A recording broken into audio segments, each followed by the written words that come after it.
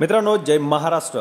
उद्धव ठाकरे यांचा शिवसंवाद यात्रा सुरू झाली आणि ही यात्रा सुरू होताच शिंदे गट आणि भारतीय जनता पक्षाला धक्के बसायला सुरुवात झालेली आहे। एकीकडे मराठा आरक्षणाचा गाजलेला मुद्दा आणि ठाकरेंची खेळलेली खेळी ही भारतीय जनता पक्षाला पुढे जाऊ देत नाहीये, तर दुसरीकडे शिंदे गटाच्या नेत्यालाच आता धक्के बसायला सुरुवात झालेली आहे। त्यांचे सहकारी जुने नेते आता पुन्हा एकदा घर वापसीच्या तयारीला लागलेले आहेत।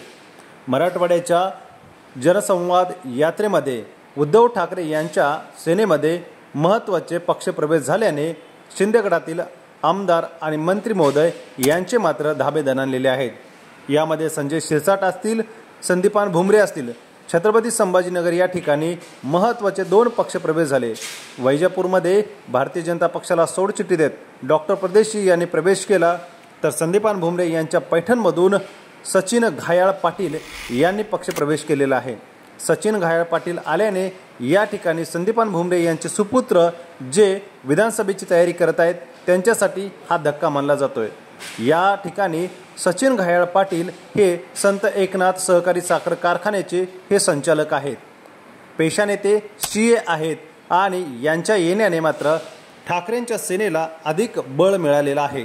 यामुळे आता संदीपान भुमरे खासदार झालेले आहेत आणि त्यांचे पुत्र जे आमदारकीच्या प्रतीक्षेत होते त्यांना मात्र या ठिकाणी निवडणूक लढवताना अनेक अडचणी सामोरे जावं लागणार आहे।